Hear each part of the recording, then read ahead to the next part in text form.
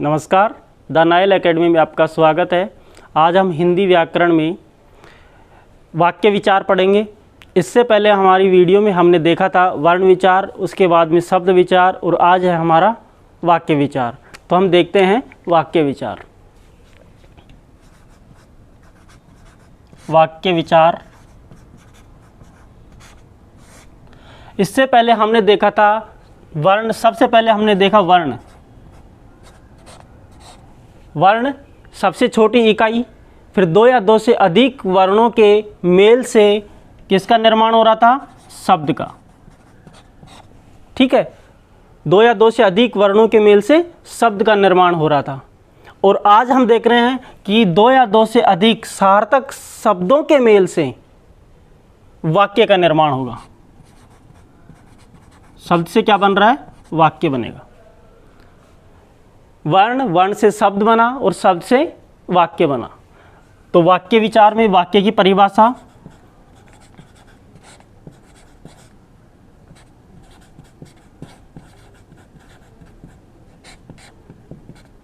वाक्य की परिभाषा क्या होती है?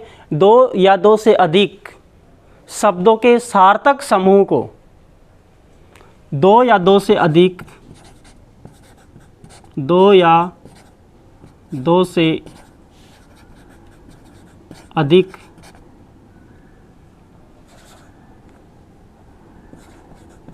सार्थक शब्दों के समूह, दो या दो से अधिक सार्थक शब्दों के समूह को वाक्य कहते हैं। वाक्य कहते हैं। हमें वही चीज़ है, हमें ध्यान रखना है सार्थक शब्द, यानी शब्द हैं, शब्द तो हैं लेकिन वो सार्थक तरीके से, क्रमबद्ध तरीके से, व्यवस्थित रूप में हमारे सामने लिखे हुए होने चाहिए। अगर वो व्यवस्थित रूप में लिखे हुए होंगे तो ही वाक्य कहलाएगा। दो या दो से अधिक शब्दों के सार्थक समूह को, ऐसा समूह जो शब्दों का होगा लेकिन वो व्यवस्थित रूप से और सार्थक तरीके से, एक क्रमबद्ध तरीके से लिखे हुए होंगे, वहाँ उनको हम वाक्य कहते हैं। जब हम वाक्य लिखते हैं तो वाक्य में जो शब्द हैं वो वहाँ पद कहलाते हैं। वाक्य में जो शब्द हैं वो क्या कहलाएंगे? पद। जैसे मैं आपके पास में एक उदाहरण दे रहा हूँ इसका कि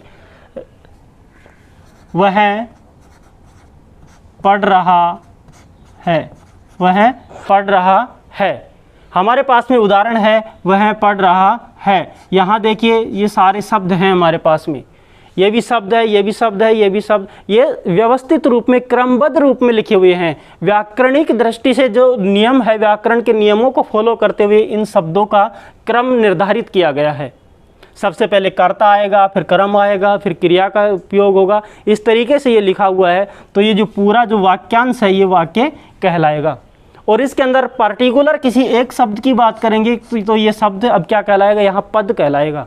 यहाँ ये एक पद कहलाएगा, ये भी पद कहलाएगा। इस तरीके से जो शब्द हैं जब उनका हम वाक्य में प्रयोग करते हैं, उन शब्दों का हम वाक्य में जब प्रयोग करते हैं तो वाक्य पद में बदल जाते हैं। तो अब देख रहे हैं वाक्य विचार। और वाक्य विचार के अंदर वाक्य जो हैं उनके जो भेद होते हैं, दो होते हैं। देखते हैं कौन कौन से वाक्य के भेद। वाक्य के भेद, वाक्य के दो भेद होते हैं। एक तो होगा अर्थ के आधार पर,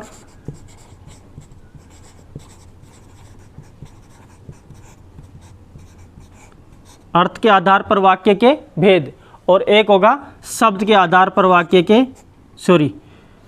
अर्थ के आधार पर, और दूसरा होगा रचना के आधार पर। रचना के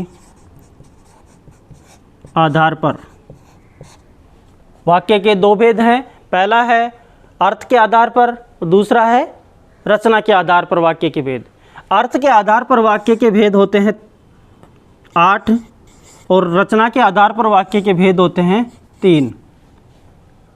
ठीक है, अर्थ के आधार पर वाक्य के भेद होते हैं 8 और रचना के आधार पर वाक्य के भेद होते हैं 3। तो अब हम अर्थ के आधार पर वाक्य के भेद पढ़ेंगे। इसको व्यवस्थित और क्रमबद्ध अध्ययन हम करते हैं। इन आठ जो इसके भेद हैं उनका एक के बाद में एक, मैं इसको थोड़ा रफ कर लेता हूँ।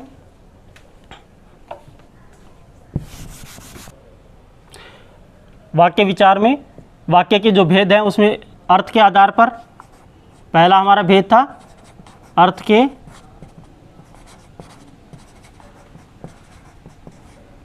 आधार पर वाक्य के भेद। अर्थ के आधार पर वाक्य के भेद में हमारा पहला जो भेद है, पहला इसका भेद है वो है विधानवाचक। विधानवाचक वाक्य। विधानवाचक वाक्य देखिए क्या होता है, सबसे सरलतम होता है, ये सबसे सीधा होता है, जिसमें कार्य का होना पाया जाता है, यानी क्रिया का होना जहाँ पाया जाता है वहाँ विधानवाचक वाक्य होता है। जहाँ क्रिया का होना पाया जाता है, इसी वाक्य को सकारात्मक वाक्य भी कहते हैं। सकारात्मक वाक्य भी कहते हैं। इसे कौन सा वाक्य कहते हैं? सकारात्मक वाक्य भी कहते हैं। इसके उदाहरण हम देख रहे हैं। उदाहरण में जैसे मैंने दूध पिया। दूसरा उदाहरण है इसका, मोहन पढ़ता है। जहाँ क्रिया का होना पाया जाता है वो विधानवाचक होता है, और विधानवाचक को ही सकारात्मक कहते हैं, यानी सकारात्मक वहाँ जहाँ कार्य हो रहा है। और इसमें मैंने दूध पिया, दूध पीने का कार्य हो रहा है, यहाँ क्या क्रिया हो रही है? यहाँ पीने की क्रिया हो रही है। और मोहन पढ़ता है, यहाँ पढ़ने की क्रिया हो रही है। और जहाँ कार्य में क्रिया का होना पाया जाता है वहाँ विधानवाचक, यानी जहाँ सरल वाक्य होते हैं वही विधानवाचक वाक्य होते हैं। दूसरा इसका उदाहरण देखते हैं अर्थ के आधार पर। दूसरा निषेधवाचक। दूसरा होता है हमारे पास में निषेधवाचक। निषेधवाचक वाक्य। और निषेधवाचक वाक्य उसे कहते हैं जहाँ कार्य का नहीं होना पाया जाता, यानी कार्य में किसी वाक्य में कोई कार्य का नहीं होना पाया जाता है, वहाँ निषेधवाचक वाक्य। क्रिया का नहीं होना पाया जाता है। क्रिया का नहीं होना पाया जाता है। इसका देखो, इसमें क्या होता है कि इसमें एक शब्द आएगा मत, नहीं इत्यादि शब्दों का उपयोग यहाँ किया जाएगा। इस प्रकार के शब्द अगर वाक्य में प्रयोग हो रहे हैं तो वहाँ समझो कि निषेधवाचक है। निषेध का मतलब ही रोकना होता है। निषेध मानी नहीं, निषेध का मतलब नहीं, और जहाँ नहीं है तो वहाँ निषेधवाचक है, जहाँ क्रिया नहीं होती है, जहाँ कार्य नहीं होता है। जैसे उदाहरण इसका देखते हैं। उदाहरण, तुम मत पढ़ो, तुम मत पढ़ो। दूसरा उदाहरण है इसका, राधा तुम खाना मत खाओ। राधा तुम खाना मत खाओ।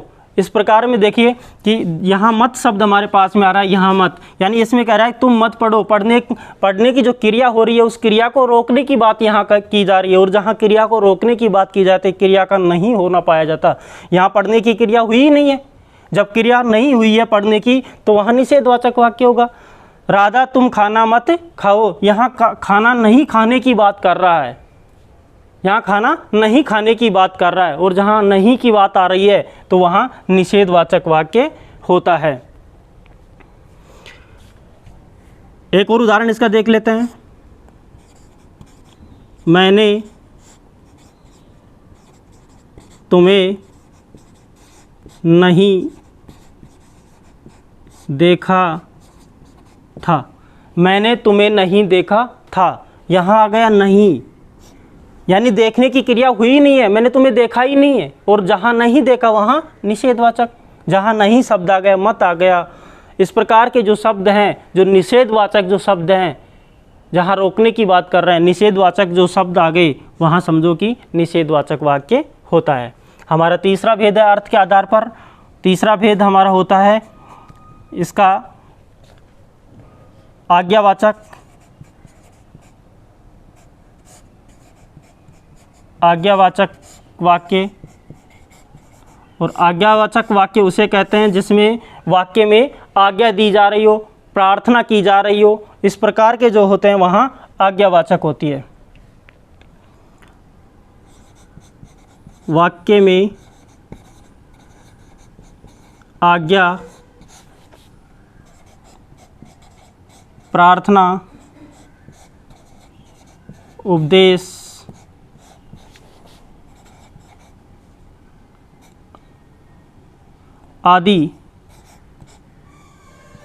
आदि का होना पाया जाता है, होना पाया जाता है, वहाँ आज्ञावाचक वाक्य होता है। यानी हमें इसमें क्या देखना है, आज्ञावाचक में हमें देखना है कि आज्ञा दे रहा होगा या फिर प्रार्थना कर रहा होगा या फिर उपदेश देने के जो भाव उत्पन्न होंगे वाक्य में, ऐसे भाव उत्पन्न हो कि जहाँ प्रार्थना की जा रही हो, जहाँ आज्ञा दी जा रही हो, या किसी को उपदेश दिए जा रहे हो, इस प्रकार के जो वाक्य होंगे वो आज्ञावाचक उपवाक्य होते हैं। जैसे हमारे पास में उदाहरण है इसका। उदाहरण पहला है, तुम बाजार जाकर फल ले आओ, तुम बाजार जाकर फल ले आओ। तुम बाजार जाकर फल ले आओ, यानी कि किसी को क्या क्या किया जा रहा है, आज्ञा दी जा रही है, या किसी को आज्ञा दी जा रही है कि तुम बाजार जाकर के फल ले आओ। तो इस प्रकार के, यानी यहाँ इस वाक्य को जब हम पढ़ेंगे, तुम बाजार जाकर फल ले आओ, हमें ऐसा भाव उत्पन्न हो रहा है कि जिस प्रकार से इस वाक्य में किसी को आज्ञा दी जा रही है। और जहाँ आज्ञार्थक वाक्य होते हैं, आज्ञा जहाँ दी जाती है वहाँ आज्ञावाचक वाक्य होता है। इसका दूसरा उदाहरण हम देख रहे हैं। तुम बैठकर खाना खाओ, तुम बैठकर खाना खाओ, यानी अब यहाँ भी आज्ञा दी जा रही है, किसी को कहा जा रहा है कि तुम बैठ कर के खाना खाओ, यानी आज्ञा जहाँ दी जा रही है वहाँ पे आज्ञावाचक वाक्य होता है। फिर इसका एक उदाहरण हम और देखते हैं। इसका एक उदाहरण और देखते हैं। बड़ों का सम्मान करना चाहिए, बड़ों का सम्मान करना चाहिए, बड़ों का सम्मान करना चाहिए, यानी यहाँ उपदेश दिया जा रहा है, यहाँ उपदेश दिया जा रहा है किसी को कि बड़ों का सम्मान करना चाहिए। जब क्लास में जब टीचर पढ़ा रहा है तो बच्चों को उपदेश देता है कि बड़ों का सम्मान करना चाहिए। इस प्रकार के जो वाक्य हैं वो आज्ञावाचक वाक्य होते हैं। किस प्रकार के वाक्य होते हैं? आज्ञावाचक, जिसमें आज्ञा दी जा रही हो, प्रार्थना की जा रही हो या उपदेश दिया जा रहा हो। इस प्रकार के वाक्य कौन से होंगे? आज्ञावाचक वाक्य कहलाते हैं। अब हम चौथा इसका भेद है वो हम पढ़ेंगे प्रश्नवाचक। मैं इसको थोड़ा रफ कर लेता हूँ। चौथा हमारा इसका उदाहरण है प्रश्नवाचक। प्रश्नवाचक वाक्य। प्रश्नवाचक वाक्य उन्हें कहेंगे हम जहाँ वाक्य में प्रश्न पूछा जाता है, यानी हमें ऐसा बोध हो रहा हो, ऐसा ज्ञान हो रहा हो कि वाक्य में प्रश्न पूछा जा रहा है। जहाँ वाक्य में प्रश्न, जहाँ वाक्य में प्रश्न पूछने का ज्ञान होता हो, वहाँ प्रश्नवाचक वाक्य होता है। वहाँ प्रश्नवाचक वाक्य होता है, यानी कि हमें वाक्य में ऐसा पता लग रहा हो कि वहाँ क्या क्या किया जा रहा है, वाक्य में प्रश्न पूछा जा रहा है। जैसे तुम क्या कर रहे हो, राधा क्या खा रही है, मोहन क्या पढ़ रहे हो। इस प्रकार के जो क्वेश्चन जहाँ प्रश्न पूछे जा रहे हैं वाक्य में, वाक्य को पढ़ने के बाद में हमें ऐसा लगे कि इसमें तो प्रश्न पूछा जा रहा है, प्रश्न किया जा रहा है, जहाँ प्रश्न किया जाता है वहाँ प्रश्नवाचक वाक्य होता है। उदाहरण इसका, राधा तुम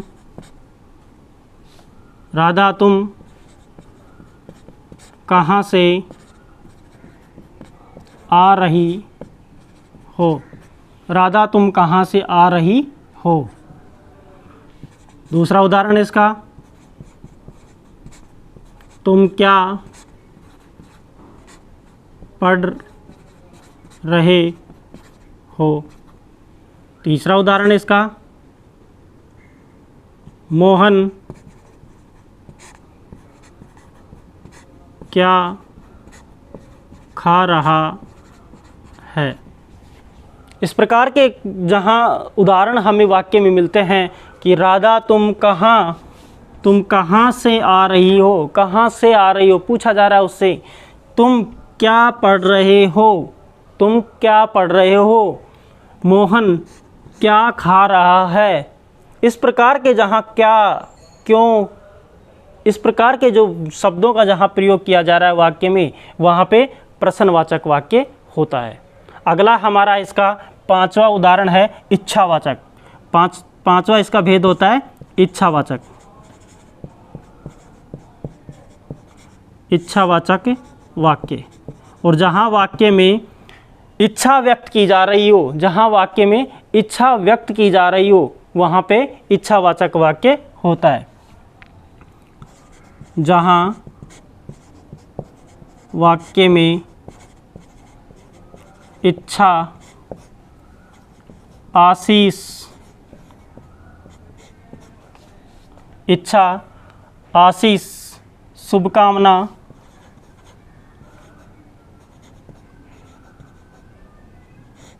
शुभकामना आदि का ज्ञान होता है, वहाँ इच्छावाचक वाक्य होता है। यानी कि वाक्य में हम देखेंगे कि वाक्य में कहीं भी हमें इच्छा, जहाँ इच्छा जाहिर करने वाली बात हो रही हो, जहाँ आशीष दिया जा रहा हो यानी आशीर्वाद जहाँ दिया जा रहा हो, और जहाँ शुभकामना जहाँ शुभकामनाएँ दी जा रही हो, इस प्रकार के जहाँ शब्दों का उपयोग होगा, इस प्रकार के जहाँ भावनाएं हमें वाक्य में प्रयुक्त होती हुई नजर आएंगी, वहाँ इच्छावाचक वाक्य होता है, वहाँ इच्छावाचक वाक्य होता है। जैसे उदाहरण है इसका, तुम्हारा कल्याण हो। तुम्हारा कल्याण हो। अगला है दूसरा उदाहरण इसका,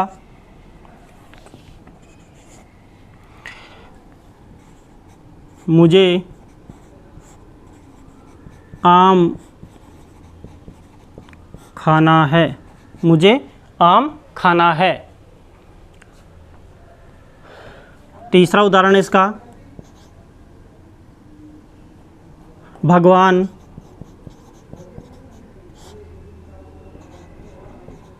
तुम्हें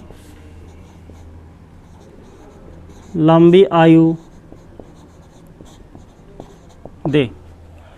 इच्छा, आशीष, शुभकामना, इस प्रकार के जहाँ भाव व्यक्त किए जाएंगे वाक्य में, ऐसे भाव जहाँ व्यक्त किए जाएंगे वहाँ पे इच्छावाचक वाक्य होता है। जैसे पहला उदाहरण हमारा, तुम्हारा कल्याण हो।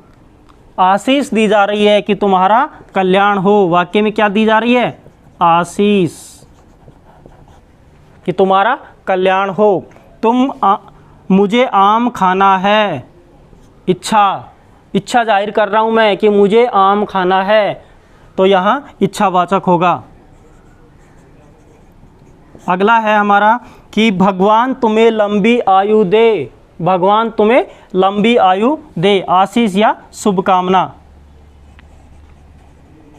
आशीष या शुभकामना। भगवान तुम्हें लंबी आयु दे, आशीष या शुभकामना। इस प्रकार के जो वाक्य हमारे सामने देखने को मिलते हैं, जहाँ इच्छा, आशीष या शुभकामना आदि के भाव जहाँ वाक्य में होते हैं, तो वहाँ पे इच्छावाचक वाक्य होता है। अब इसके बाद में हमारा जो अगला है वो है संदेहवाचक वाक्य, और संदेहवाचक वाक्य हम पढ़ेंगे, तो मैं इसको थोड़ा रफ कर देता हूँ। हमारा जो अगला भेद है वो है संदेहवाचक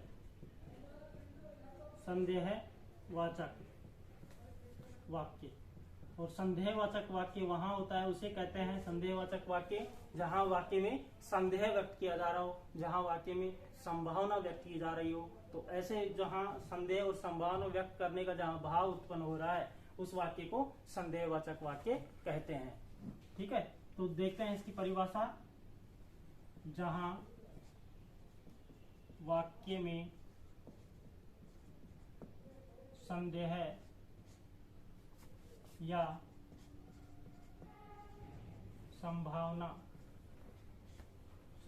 संभावना व्यक्त होती है, वहाँ संदेहवाचक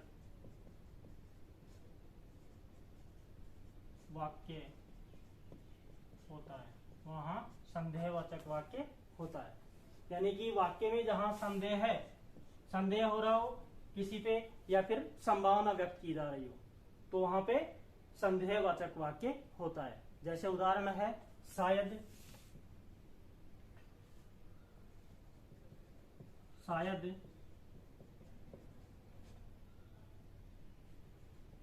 शाम को वर्षा हो जाए। शायद शाम को वर्षा हो जाए। यहाँ क्या की जा रही है? संभावना व्यक्त की जा रही है कि शायद शाम को वर्षा हो जाए। शायद है ना, पक्का तो नहीं है, कंफर्म नहीं है। जहाँ संदेह है हमें, जहाँ हमें संभावना जताई जा रही है कि शायद शाम को वर्षा हो जाए, तो इस प्रकार के जो वाक्य होंगे वहां पे संदेहवाचक वाक्य होता है। अगला इसका उदाहरण देखते हैं। अगला इसका उदाहरण हम देख रहे हैं कि हो सकता है मोहन भी उत्तीर्ण हो जाए। हो सकता है मोहन भी उत्तीर्ण हो जाए। हो सकता है मोहन भी उत्तीर्ण हो जाए, यानी कि पक्का नहीं है, सिर्फ एक संभावना जताई जा रही है कि मोहन भी पास हो सकता है। वैसे लगता तो नहीं है, लेकिन हो सकता है कि मोहन भी उत्तीर्ण हो जाए। तो इस प्रकार के जहां संदेह व्यक्त किया, शायद या हो सकता है, इस प्रकार के जहां शब्दों का उपयोग जहां वाक्य में हो रहा है, तो वहां निसंदेह संदेह होगा वहां तो। और संदेह जहां होता है वहां संदेह या संभावना जहां पे होगी, इन शब्दों का हमें विशेष ध्यान रखना है कि जहां पे संदेह या संभावना व्यक्त की जाती है वहां पे संदेहवाचक वाक्य होता है। अगला हमारा इसका उदाहरण है विस्मयवाचक। सातवां है विस्मयवाचक। विस्मयवाचक वाक्य। और विस्मयवाचक वाक्य उसे कहेंगे विस्मयादिबोधक, जहां आश्चर्य, घृणा, द्वेष और इस प्रकार के जहां शब्द आते हैं, जहां अचानक से कोई घटना घटित होती है, आश्चर्य जहां होता है वहां विस्मयवाचक वाक्य होता है। जहां वाक्य में घृणा, आश्चर्य,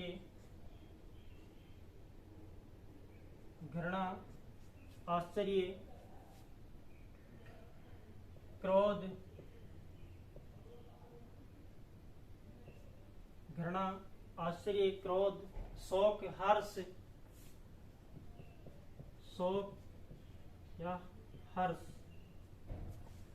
घृणा, आश्चर्य, क्रोध, शोक, हर्ष इत्यादि जहां भाव जहां उत्पन्न होते हैं वहां पे विस्मयवाचक वाक्य होता है।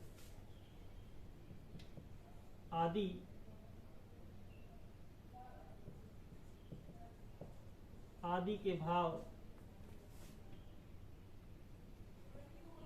व्यक्त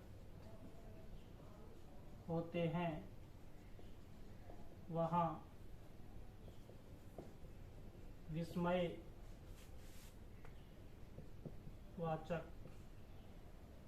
वाक्य होता है। विस्मयवाचक वाक्य होता है, यानी कि जहां पे घृणा की जा रही हो किसी से, आश्चर्य हो रहा हो, क्रोध हो रहा हो, शोक हो, हर्ष हो। हर्ष माने होता है खुशी, प्रसन्नता इत्यादि के जहां भाव हमें दिखाई देते हैं वाक्य में, वहां पे विस्मयवाचक वाक्य होता है।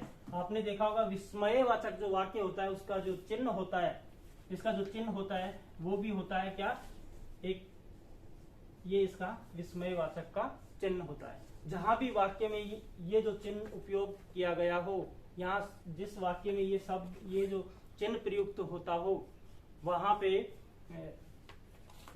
विस्मयवाचक वाक्य होता है। ठीक है।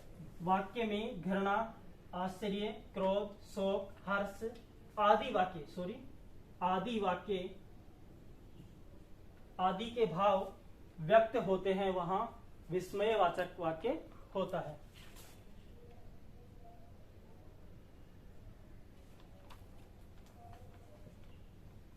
हमें ध्यान रखना है इस चिन्ह को। जहां भी वाक्य में यह चिन्ह प्रयुक्त हो रहा है वहां हमें क्या कर देना है, विस्मयवाचक वाक्य कर देना। जैसे उदाहरण हम देख रहे हैं, अरे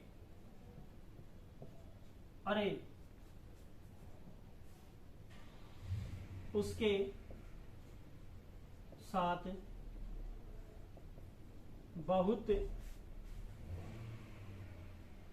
साथ बहुत बुरा हुआ। अरे उसके साथ बहुत बुरा हुआ। अरे आश्चर्य हो रहा है, अरे उसके साथ में ये चिन्ह आ रहा है हमारे पास में विस्मयबोधक। अरे उसके साथ बहुत बुरा हुआ, बहुत बुरा हुआ, यानी कि यहाँ पे हमें शोक व्यक्त कर रहा है। यहाँ क्या कर रहे हैं हम, शोक व्यक्त कर रहे हैं। अगला उदाहरण इसका देखें, शाबाश। शाबाश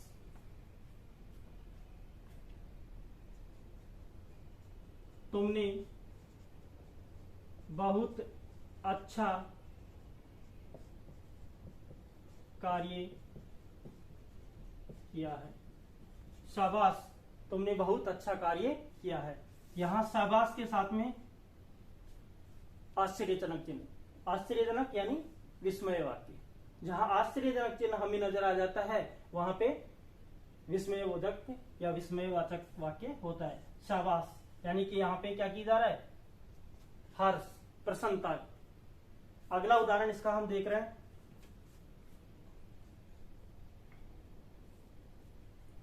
वाह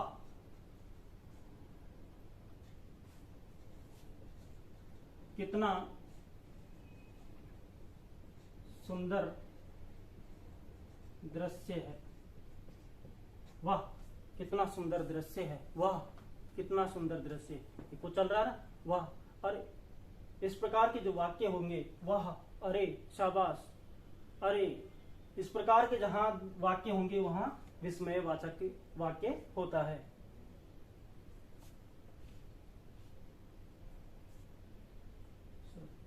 सुंदर। ठीक है, तो ये थे हमारे अर्थ के आधार पर 7। इसका एक भेद और है हमारे पास में, संकेतवाचक, वो पढ़ते हैं। मैं इसको थोड़ा, अगला हमारे इसका उदाहरण, जो लास्ट उदाहरण है, 8वां उदाहरण है हमारे पास में इसका, और वो है संकेतवाचक। संकेतवाचक वाक्य। और संकेतवाचक वाक्य उसे कहते हैं जहां एक क्रिया दूसरी क्रिया पर निर्भर होती है। जहां एक क्रिया दूसरी क्रिया के ऊपर निर्भर होती है वहां संकेतवाचक वाक्य होता है। यानी कि पहली क्रिया है वो दूसरी क्रिया को संकेत देगी, दूसरी क्रिया पहली क्रिया को संकेत देती है। तो देखते हैं इसकी परिभाषा। जहां वाक्य में एक क्रिया दूसरी क्रिया पर निर्भर होती है वहां संकेतवाचक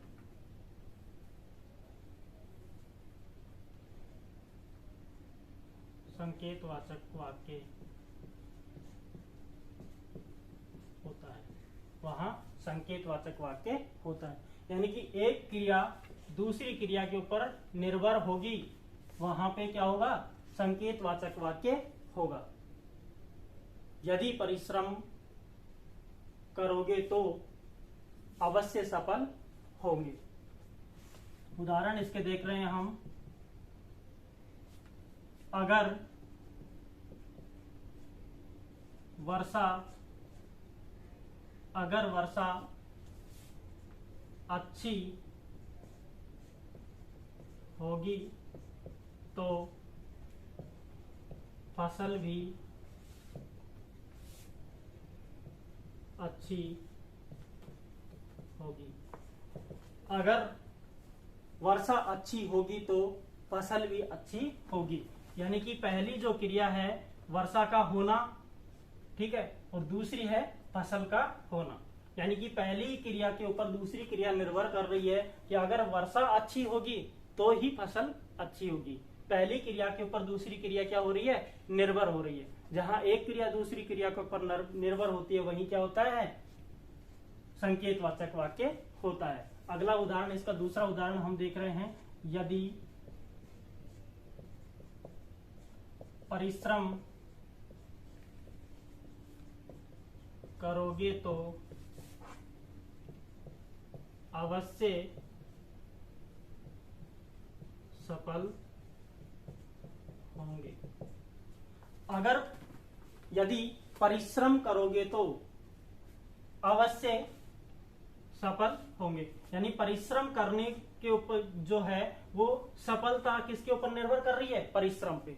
सफलता किसके ऊपर निर्भर कर रही है? परिश्रम पे। पहला जो ये क्रिया है वो दूसरी क्रिया के ऊपर, दूसरी क्रिया पहली क्रिया के ऊपर निर्भर हो रही है। यानी कि ऐसी स्थिति के अंदर जहां एक क्रिया दूसरी क्रिया के ऊपर निर्भर करती है वहां पे संकेतवाचक वाक्य होता है। वहां संकेतवाचक वाक्य होता है। ये थे हमारे अर्थ के आधार पर। अर्थ के आधार पर ये हमारे 8 भेद थे। इसके बाद हम आगे चलते हैं रचना के आधार पर। रचना के आधार पर, और रचना के आधार पर जो वाक्य हैं उनके 3 भेद होते हैं। रचना के आधार पर वाक्य के 3 भेद होते हैं। कौन कौन से हैं 3 भेद? पहला है सरल वाक्य, और दूसरा होता है संयुक्त वाक्य, और तीसरा होता है मिश्र वाक्य। तीसरा मिश्र या मिश्रित। ये 3 वाक्य हैं। ये है हमारे रचना के आधार पर। तो अब हम रचना के आधार पर वाक्य हैं उनका विस्तृत विवरण के साथ में अध्ययन करेंगे। मैं इसको थोड़ा रफ कर देता हूँ। अगला है हमारा रचना के आधार पर। रचना के आधार पर वाक्य के भेद। रचना के आधार पर वाक्य के 3 भेद हैं। पहला है सरल, सरल या साधारण वाक्य। दूसरा है संयुक्त वाक्य और तीसरा है हमारा मिश्र या मिश्रित वाक्य। मिश्र या मिश्रित वाक्य। पहला है हमारा सरल या साधारण वाक्य। वे वाक्य जिनमें एक ही विधेय और एक ही क्रिया होती है वो साधारण या सरल वाक्य होते हैं। दो साधारण या सरल वाक्य, दो वाक्य मिलकर के किसी संयुक्त या अव्यय से जुड़े हुए होते हैं, वहाँ पे संयुक्त वाक्य होता है। और मिश्र या मिश्रित वाक्य ऐसे वाक्य जो एक वाक्य दूसरे वाक्य के ऊपर निर्भर होता है, वहाँ मिश्रित वाक्य होता है। ठीक है, तो हम पहला पढ़ रहे हैं सरल वाक्य। सरल या साधारण वाक्य किसे कहेंगे? जहाँ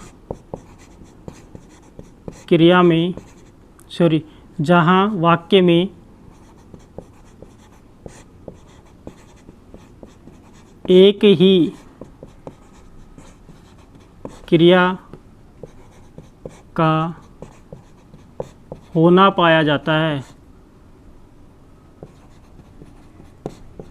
होना पाया जाता है। जहाँ एक ही क्रिया होगी, वाक्य में एक ही क्रिया होती है, वहाँ पे साधारण या सरल वाक्य होता है। इसका उदाहरण है हमारे पास में मोहन पढ़ता है, शिल्पा दौड़ती है, मैं कल अपने दोस्त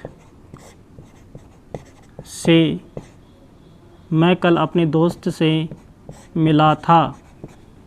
ये क्या है? सरल वाक्य हैं। यहाँ एक ही क्रिया हो रही है, मोहन पढ़ता है, एक ही क्रिया हो रही है, शिल्पा दौड़ती है, दौड़ने की क्रिया हो रही है, मैं कल अपने दोस्त से मिला था। यानी कि यहाँ जहाँ वाक्य में सिंगल क्रिया का होना पाया जाता है, वहाँ पे सरल वाक्य होता है। अगला हमारा है संयुक्त वाक्य। दूसरा है, ये हमारा पहला था रचना के आधार पर, दूसरा है रचना के आधार पर संयुक्त वाक्य।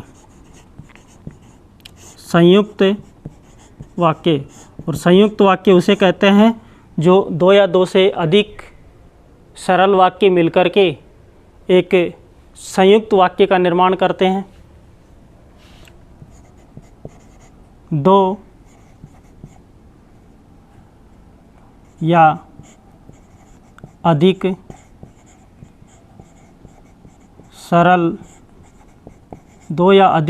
वाक्य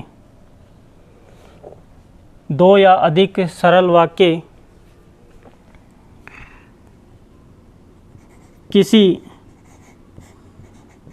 योजक अव्यय से जुड़े होते हैं, वहाँ संयुक्त वाक्य होता है। वहाँ संयुक्त वाक्य होता है। दो या अधिक सरल वाक्य, यानी कि ये जो सरल या साधारण वाक्य जहाँ एक ही क्रिया हो रही थी, ऐसे वाक्य 2 या 2 से अधिक वाक्य होंगे, लेकिन हमारी शर्त है कि वो योजक चिन्हों से या योजक अव्यय से जुड़े हुए होंगे।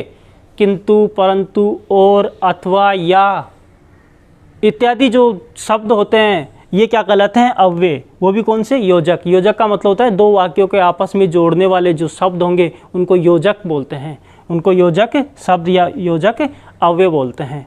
ऐसे वाक्य यानी दोनों वाक्यों के बीच में इस प्रकार के शब्द आएंगे योजक, जैसे और, अथवा, किंतु, परंतु, या, मगर इत्यादि अव्यय। संयुक्त वाक्य में दोनों वाक्यों के मध्य में इनमें से कोई भी संयुक्त वाक्य में जो दोनों वाक्यों को जोड़ने वाले जो ये योजक चिन्ह है, योजक शब्द हैं, ये इनका इस्तेमाल, जिनका उपयोग होगा, वहाँ संयुक्त वाक्य होता है। जैसे उदाहरण मैं इसका पढ़ रहा हूँ, उदाहरण देखते हैं इसका।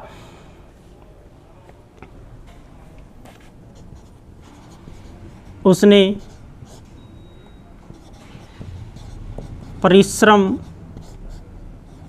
परिश्रम तो बहुत किया, किंतु सफलता नहीं मिली। उसने परिश्रम तो बहुत किया, उसने परिश्रम तो बहुत किया, यहाँ तक हमारे पास में एक वाक्य है, और किंतु सफलता नहीं मिली ये दूसरा वाक्य। हमारे पास में एक वाक्य ये है और दूसरा वाक्य ये है, दोनों के बीच में ये अव्यय आ रहा है। क्या आ रहा है? अव्यय, किंतु अव्यय आ गया। जहाँ दोनों वाक्यों को एक, किंतु, परंतु, और इत्यादि वाले जो अव्यय जोड़ेंगे वहाँ पे संयुक्त अक्षर, संयुक्त वाक्य होता है। अगला उदाहरण इसका वह है सुबह और शाम व्यायाम करता है। वह सुबह और शाम व्यायाम करता है। और आ रहा है अगला उदाहरण इसका और देखते हैं। मोहन सुबह जयपुर गया और शाम को, मोहन सुबह जयपुर गया और शाम को वापस आ गया। देखो, मोहन सुबह जयपुर गया, यहाँ तक हमारे पास में एक वाक्य है। यहाँ बीच में हमारे पास में दोनों वाक्यों को जोड़ने वाला और संयोजक आ रहा है, योजक चिन्ह आ रहा है या फिर अव्यय आ रहा है, और शाम को वापस आ गया। ये भी अपने आप में एक स्वतंत्र वाक्य है। मोहन सुबह जयपुर गया एक स्वतंत्र या सरल वाक्य है, और शाम को वापस आ गया ये भी एक सरल वाक्य है। दोनों को कौन जोड़ रहा है? और जोड़ रहा है। और जहाँ और जो शब्द है ये अव्यय जोड़ रहा है, दोनों को जोड़ रहा है, तो ऐसी स्थिति के अंदर कौन सा होगा? संयुक्त वाक्य होता है। संयुक्त का मतलब ये होता है कि दो को आपस में जोड़ना। संयुक्त, दो एक साथ बैठे हुए, दो वाक्यों का एक साथ बैठा रहना संयुक्त वाक्य कहलाता है। सरल वाक्य जहाँ एक ही क्रिया होती है। संयुक्त वाक्य जहाँ दो सरल वाक्य किसी योजक अव्यय से जुड़े हुए होते हैं, और अथवा, किंतु, परंतु, या, अगर, मगर इत्यादि से जुड़े हुए होते हैं, वहाँ पे संयुक्त वाक्य होते हैं। इसका तीसरा भेद हम पढ़ेंगे, मिश्रित वाक्य। मैं इसको थोड़ा रफ कर देता हूँ। अगला हमारा तीसरा इसका भेद है, रचना के आधार पर में तीसरा भेद इसका वो है मिश्र वाक्य। मिश्र या मिश्रित बोलेंगे इसको हम, मिश्र या मिश्रित वाक्य। मिश्र या मिश्रित वाक्य क्या होता है? देखिए कि मिश्र या मिश्रित वाक्य वो होते हैं जहाँ वाक्य में एक तो मुख्य वाक्य या प्रधान वाक्य होगा और उसके साथ में अन्य एक या एक से अधिक आश्रित उपवाक्य होंगे। एक तो मुख्य वाक्य होगा या प्रधान वाक्य होगा और दो या एक भी हो सकता है, दो भी हो सकते हैं, उसके आश्रित उपवाक्य होंगे। यानी दूसरा वाक्य पहले वाक्य पे आश्रित होगा या फिर पहला वाक्य दूसरे वाक्य के ऊपर आश्रित हो सकता है। ऐसी स्थिति के अंदर मिश्रित वाक्य होता है। यहाँ जो होगा इसमें जो योजक होंगे, जो जोड़ने वाले जो शब्द होंगे वह की या तो इत्यादि उपयोग होता है। देखिए इसकी परिभाषा, जहाँ एक मुख्य वाक्य या प्रधान वाक्य होता है,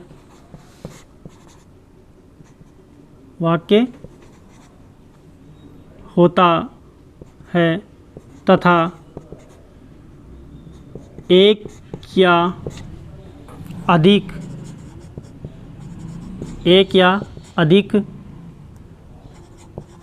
उपवाक्य अथवा आश्रित वाक्य होते हैं, वहाँ मिश्र या मिश्रित वाक्य होता है। देखिए इसमें क्या होगा कि एक तो मुख्य वाक्य होगा या प्रधान वाक्य होगा। प्रधान या मुख्य एक ही बात होती है, या तो मुख्य या प्रधान। एक तो प्रधान वाक्य होगा या मुख्य वाक्य होगा और उस प्रधान या मुख्य वाक्य के एक या एक से अधिक हमारे पास में आश्रित उपवाक्य हो सकते हैं। उपवाक्य या आश्रित वाक्य होंगे। यानी कि एक मुख्य वाक्य के उसके आधार पर जब तक हम दूसरे वाले वाक्य को नहीं पढ़ लेते तब तक पहले वाले का अर्थ, स्वतंत्र अर्थ नहीं दे पाएंगे वो होते हैं आश्रित वाक्य। आश्रित यानी दूसरे वाक्य के ऊपर जो मुख्य वाक्य है उसके ऊपर निर्भर होंगे। आश्रित या उपवाक्य या आश्रित वाक्य वो होते हैं जो मुख्य वाक्य के ऊपर निर्भर करते हैं। वो अपना स्वतंत्र अर्थ तब तक नहीं दे पाएंगे जब तक वो दूसरे वाक्य जो मुख्य जो वाक्य है उसके साथ में संयुक्त रूप से वो उच्चारित नहीं हो सके। तो यहाँ इसके साथ में हम देखेंगे, इसके उदाहरण हम देखते हैं। ज्यों ही उसने दवा पी,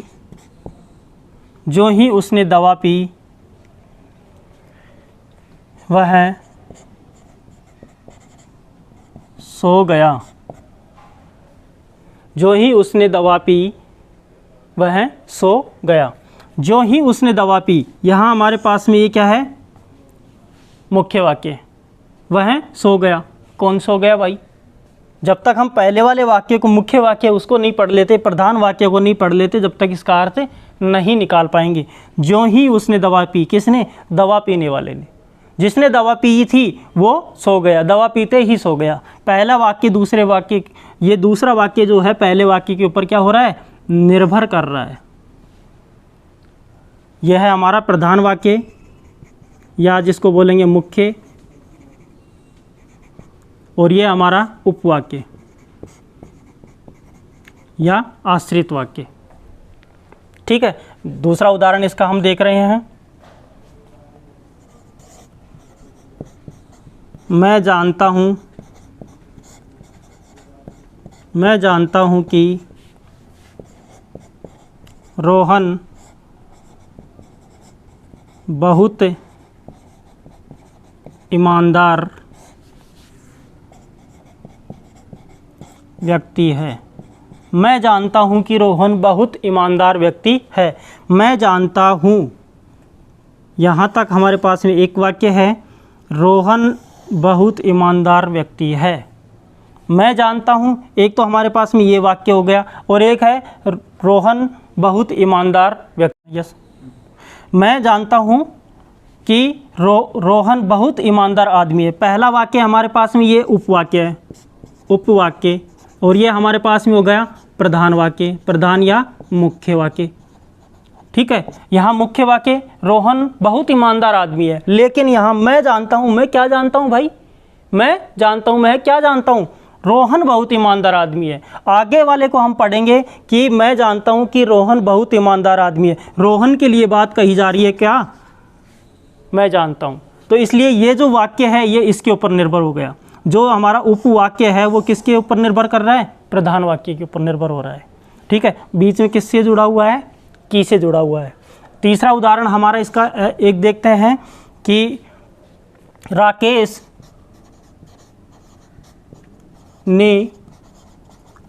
ने कहा कि मेरा भाई